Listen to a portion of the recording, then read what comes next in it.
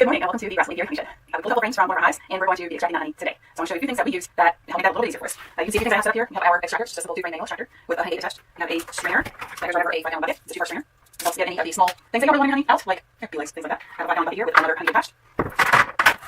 I have a comb capper. This just is basically a frame wrap, so it makes it easy to slice out the cappings from honey frames. And another 5-gallon bucket, and this is just for the wax capping, so we can use those cappings later to process them.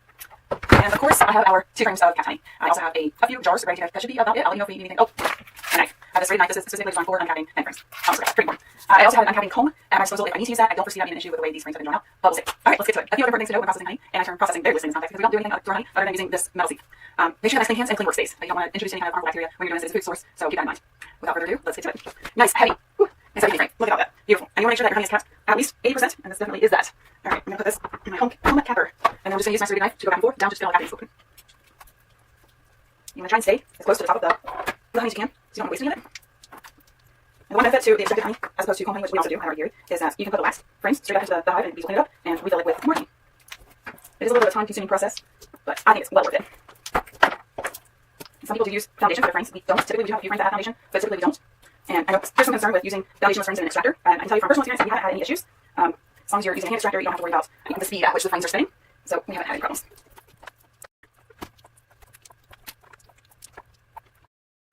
You don't realize how heavy honey is until you start extracting. Or really looking around supers. That's the first clue right there.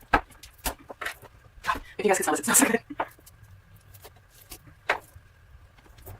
I'm hitting it out of the cappings now. So I'm going to go ahead and stick this straight into my extractor while I get it ready.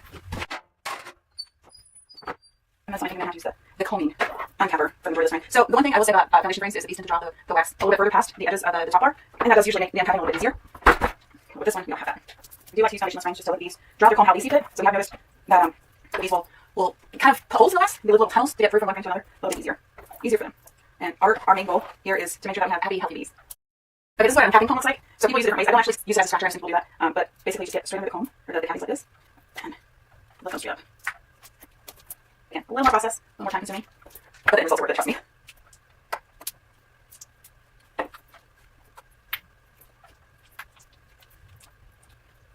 Hopefully for those of you who aren't beekeepers, if anyone's watching, you can see why honey's so expensive. Not only does it take the bees a lot of time and energy to make it, but this takes more time too. We're not commercial beekeepers by any means, so we don't have fancy extraction tools and equipment to make do all our capping for us, so it's all by hand.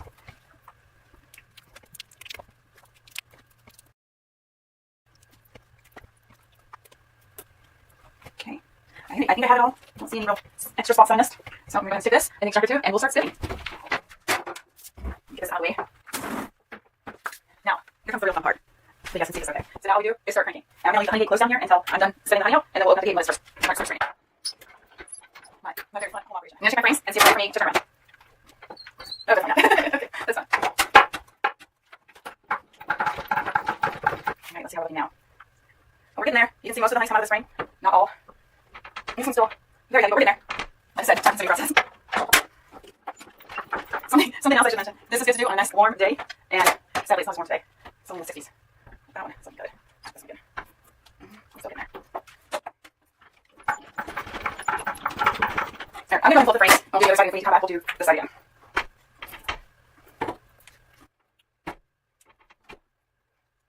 I haven't had this many problems with this extractor bouncing around as much as I am today. I might have to find a way to strap it down next time. Okay, we got most of the honey out. You can actually start to see through the stuff to the other side. So that's a good sign. This one's getting there too, but definitely not there yet.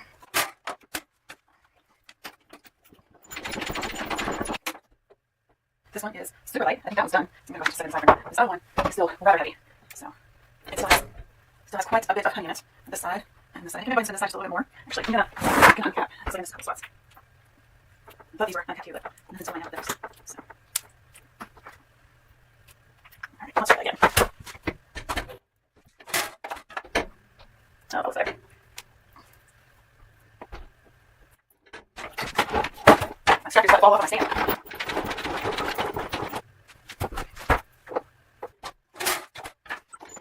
Still see some on this side, so I'm going to spin it around again. Oh, there's a couple spots on this. Much lighter now. Okay, here we go.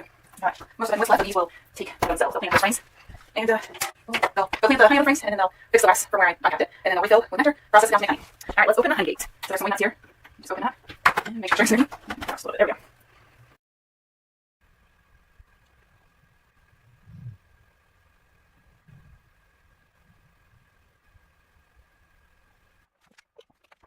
You can see that all the honey's finished draining out. I did close the honey gate earlier. You can see some of the wax, and I don't actually see any ruby parts in there, but you take the top of the half a strainer. You can see there's a little bit more in there. Not a ton. It still looks like just some smaller wax particles, but that's it. That's all we do to strain our honey.